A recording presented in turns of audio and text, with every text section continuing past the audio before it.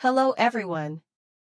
Today, I'm back to share another story about the single mother, Lai Tu-san. I hope you enjoy the video. After all the storms that once seemed impossible to overcome, Tu-san and Hai's lives gradually regained their long-lost peace. The tempests had passed, leaving behind only the light of understanding and compassion, making them both cherish the simple things they had even more. Each day for Tu-san begins early. Before dawn, she puts on her old sweater, washes her face with cool well water, and steps quietly into the small garden behind her house.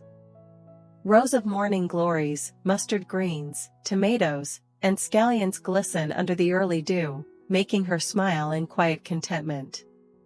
She tends to each plant carefully, as though nurturing her own life.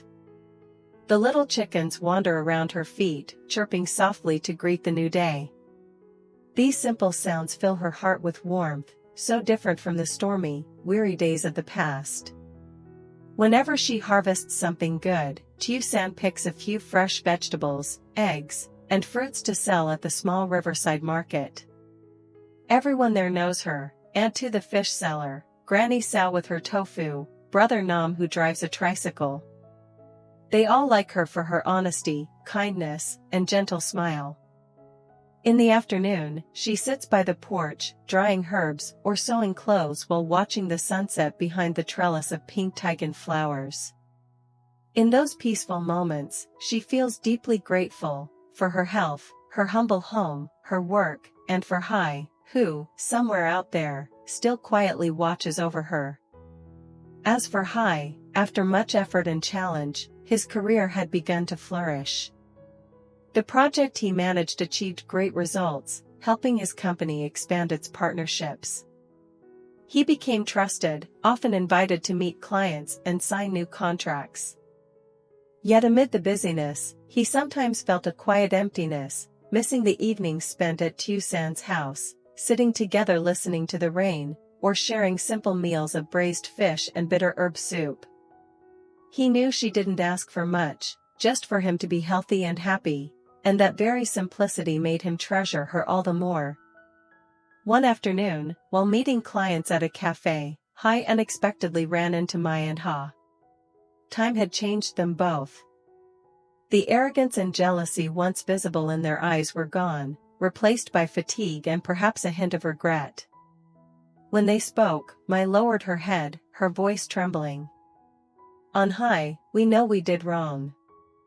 Thank you, and Chi-san, for not holding grudges. Please tell her we truly are sorry." Ha sat silently beside her, nodding in agreement. Hai looked at them calmly. His anger from the past had long faded. "The past is the past," he said softly. "Everyone makes mistakes. What matters is knowing when to stop. If you truly want to change, I'm sure Tu-san will be glad to hear that." That brief encounter left him thoughtful for a long while.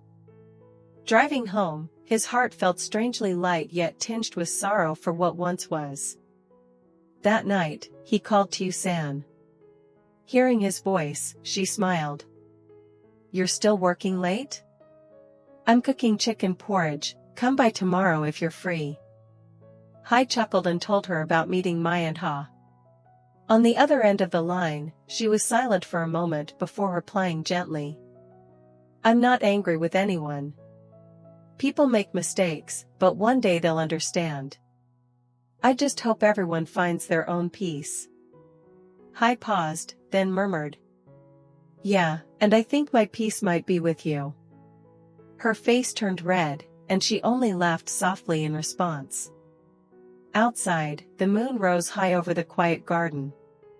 Its tender light spilled across the little house, the home of two hearts that had once been broken, now mended by forgiveness and love. Life for Hai and Tu-san continued like that, simple, calm, yet full of hope. In a noisy world, they chose to live slowly, to cherish each small moment. Because in the end, happiness isn't somewhere far away, it's right here, when your heart is at peace beside the one you love. That morning, like every other, Tiu-san woke early to prepare lunch. She cooked with care: mustard green soup, clay pot caramelized fish, and a bowl of crunchy pickles. The small kitchen filled with familiar aromas, wrapping her in a sense of warmth and joy. But after a few bites, she suddenly felt nauseous, her stomach tightening with discomfort. Strange, maybe I've eaten irregularly these days, she thought, brushing it off with a faint smile before finishing her meal.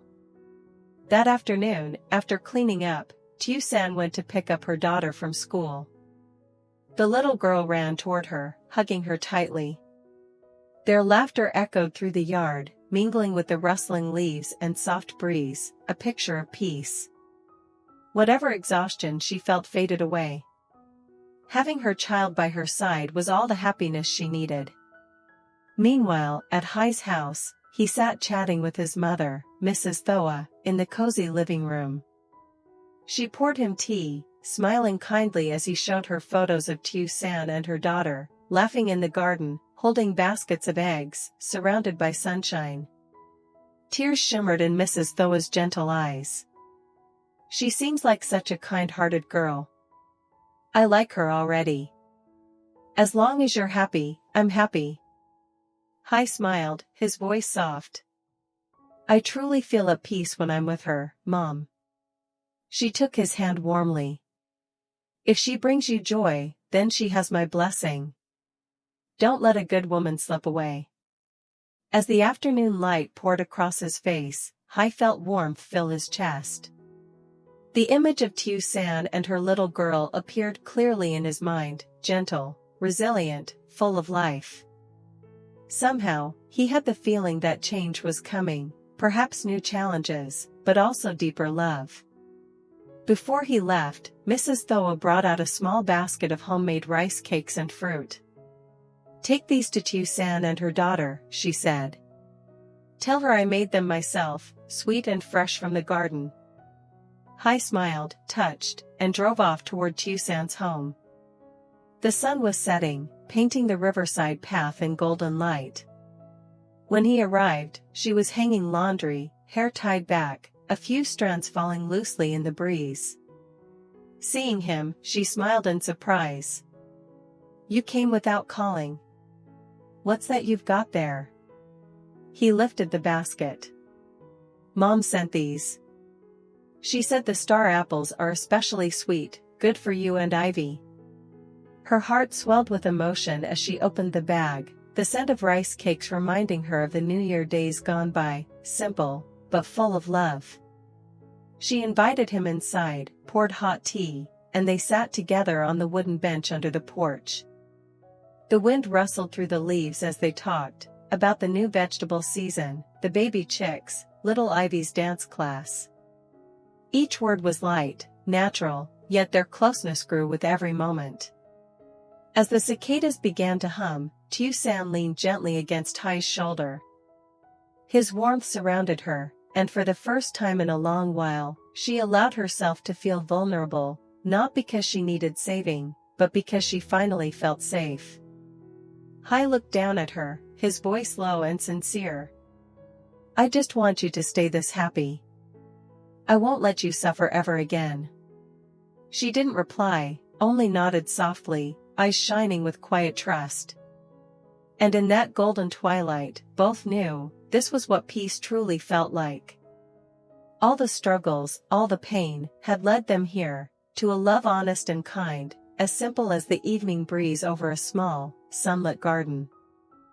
These past few days, Tiu-san had often felt unwell. She was frequently nauseous, sometimes just the smell of food made her stomach churn and her head spin. But being the kind of person who never wanted to cause worry, she simply thought it was due to irregular meals or a weak stomach. So, she carried on as usual, tending to her garden, feeding the chickens, and keeping the house tidy. That morning, before the sun was high, Tiu-san rose early to go to the market. She bought green beans, grated coconut, and palm sugar, planning to make sweet mung bean cakes herself. Her heart was light and cheerful, for today she wanted to bring them to Mrs. Thoa, Hai's mother, as a small token of gratitude for her kindness and affection toward her and her child. She carefully wrapped the cakes, placed them in a basket covered with a small cloth, and set off. The path to Mrs. Thoa's house was shaded with trees. The morning breeze gently lifted the hem of her dress. When Tiu-san arrived, Mrs. Thoa was watering her flower pots in the yard. Seeing her, the older woman smiled warmly. "Oh, San. It's been a while since you came by. Come in, my dear." Tiu-san smiled politely, offering the basket. "I made a few mung bean cakes and wanted you to try them. It's also to thank you for the gifts you sent us last time." Mrs. Thoa took the basket, her voice full of affection. "Goodness, what a talented girl you are. These smell even better than the ones at the market." "Thank you, dear." They sat together at the small table on the porch. Mrs. Thoa brewed tea and poured 2 cups. Tiu-san chatted cheerfully about little Ivy's school, about how her vegetable garden had started to bloom. Mrs. Thoa listened with gentle delight, her kind face glowing. "You should come visit me more often," Mrs. Thoa said softly. "Bring Ivy too, it gets lonely here sometimes. With you two around, the house would feel much livelier." Tiu-san's heart warmed. "Thank you, ma'am. I'll make sure to visit more often. Ivy loves seeing you too." They both laughed.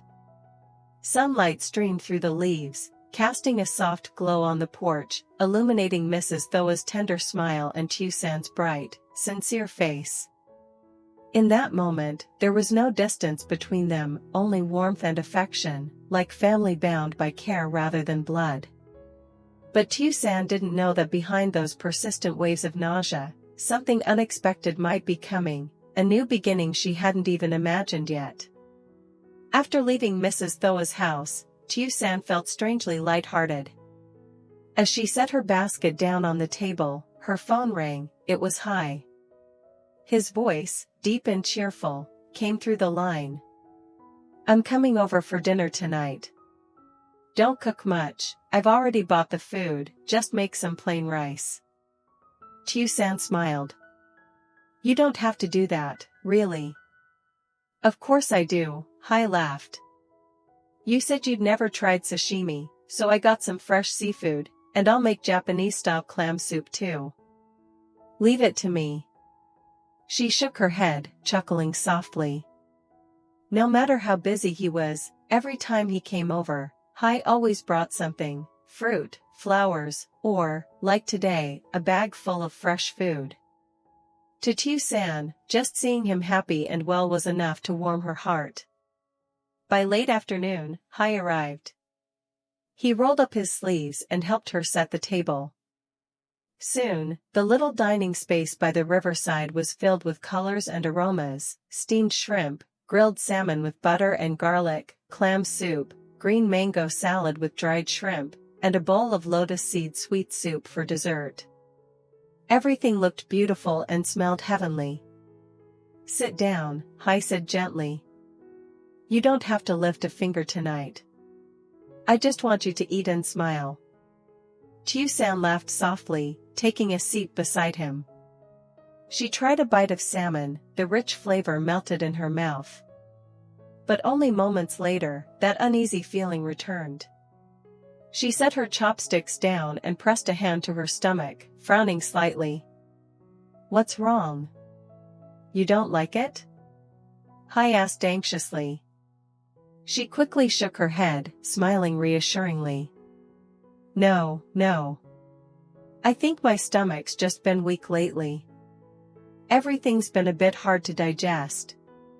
Don't worry." Still, his eyes betrayed concern. He carefully placed a spoonful of soft steamed egg in her bowl. "Then eat lightly. Don't force yourself. After dinner, I'll take you for a walk, it'll help." Tiu-san nodded and tried to eat a little more, not wanting to spoil the pleasant atmosphere. Hai told her about his work, about how his mother said she admired her and hoped she and Ivy would visit again soon. Hearing that, Tiu-san smiled, her eyes sparkling with quiet joy. The small house was soon filled with laughter, the soft clinking of spoons and bowls mingling with the golden light of dusk. Outside, the taigen vines swayed gently in the breeze. In that serene evening, it felt as though the world had slowed down, leaving only the two of them, surrounded by warmth and tenderness. And though a hint of worry still lingered in Hai's heart as he watched her, one look at her gentle smile was enough to make him believe, somehow, everything would be all right. In recent days, Tiu-san's condition had become more noticeable. She often felt dizzy, her head spinning every time she stood up. Some mornings, as soon as she opened her eyes, her body felt unbearably heavy, as if she hadn't slept at all. The nausea came more frequently, sometimes even the faintest scent of food made her throat tighten. At first, she thought it was just a weak stomach or a change in weather. But as the fatigue dragged on day after day, worry began to take root in her heart. Each morning, she still forced herself to get up, to water the vegetables, feed the chickens, and tidy up the house. But after only a short while, her hands would tremble, her legs would give out, and beads of sweat would appear on her forehead. She would sit down on the porch, breathing heavily, gazing at her small garden with a heavy heart. The once lush rows of greens were now overgrown, untended. The chicks chirped restlessly, running about in hunger. She pitied them deeply, but her own body no longer obeyed her. Maybe if she just lay down for a while, she thought, she'd feel better. For several days, Tiu-san barely left the house. She no longer went to the market, nor did she wander far. Little Ivy still played cheerfully in the yard, sometimes running up to her and asking why she didn't come outside to play. Tiu-san would just pat her daughter's head and smile weakly. "Mom's a little tired, sweetheart. Go play, okay?" Watching her daughter laugh and run off, her heart swelled with both love and worry.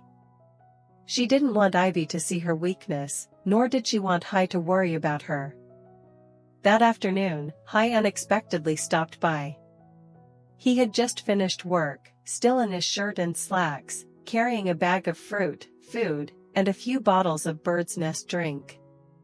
As he stepped inside, the house felt unusually still, the only sound was the soft hum of a fan. "San, are you home?" he called gently. There was no answer. He walked quietly toward the bedroom and saw her lying on her side, blanket pulled up to her chest. Her face was pale, her skin faintly greenish, lips dry and cracked. Startled, he set the bag down and knelt beside the bed. "San, what's wrong?" She slowly opened her eyes, forcing a faint smile. "Hai, you're here?" I just felt a bit tired and fell asleep." Hai placed a hand on her forehead, it was burning hot. His voice filled with concern. "You have a fever. Why didn't you call me? Let me take you to the clinic, we can't ignore this." She shook her head weakly, her voice barely above a whisper. "No need, really. It's probably just a little cold. I'll be fine after some rest." Hai looked at her, his heart aching. He knew her too well, she hated to burden anyone, always enduring everything in silence.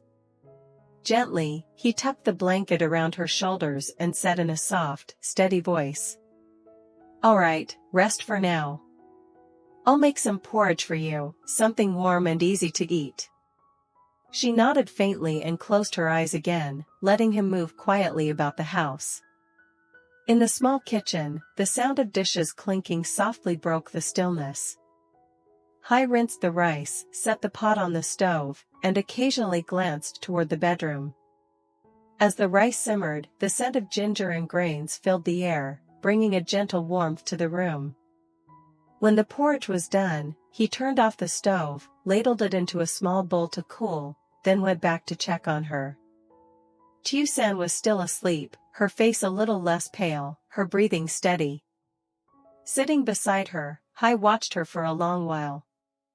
This woman, who had endured so much, was still as gentle and strong as ever, never once complaining.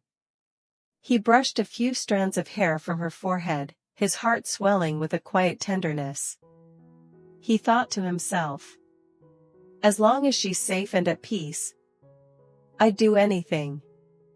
Before leaving, Hai placed a small bag on the table, fresh milk, vitamin supplements, and the tonics he had bought on his way over. He scribbled a quick note and left it beside her bed. I've left milk and vitamins here. When you wake up, please eat some porridge, take your medicine, and rest more.